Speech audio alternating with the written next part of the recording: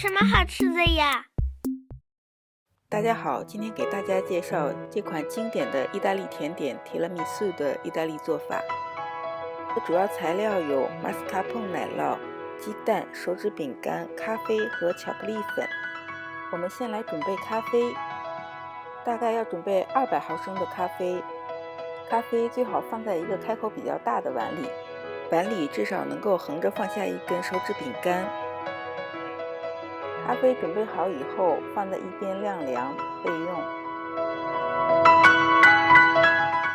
准备2个干净的盆，分别放入3个蛋清、3个蛋黄。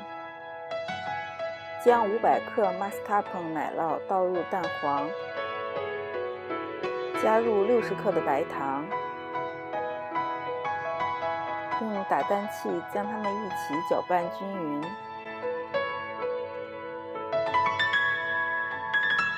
直到搅成这种没有颗粒、浓稠的糊状就可以了。好，现在来打发蛋清。蛋清要打发的时间长一些，要一直打到出现小尖角，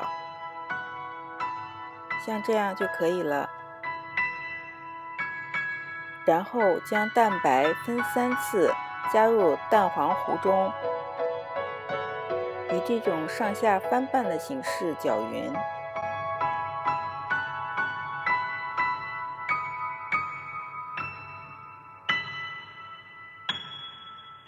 搅成这样就可以了。现在找一个干净的容器，在容器底部铺上一层搅好的奶酪糊，在奶酪糊上开始铺手指饼干。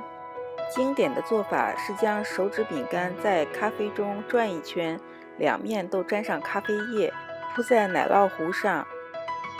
手指饼干打湿以后，就变得像蛋糕一样柔软，而且还有咖啡浓浓的香味儿。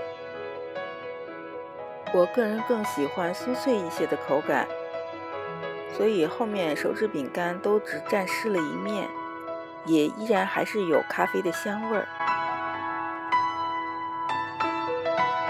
铺完一层手指饼干，在上面继续铺一层厚厚的奶酪糊。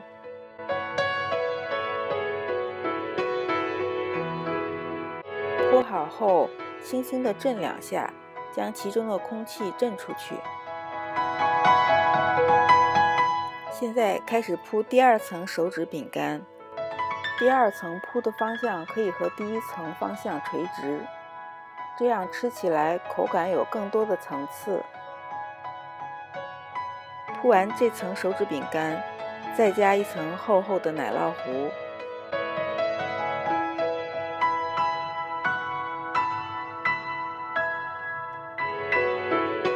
铺好后再轻轻地震2下，最后在表面撒上一层巧克力粉。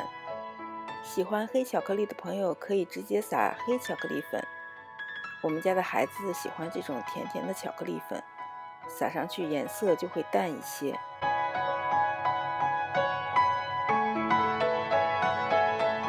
好了，这款经典的提拉米苏基本就完成了，再放入冰箱中冷藏4个小时以上就可以吃啦。好期待今天下午在暖暖的太阳下，坐在院子里吃着我自己做的提拉米苏啊。Yummy yummy， 好好吃呀！快来订阅我的频道吧。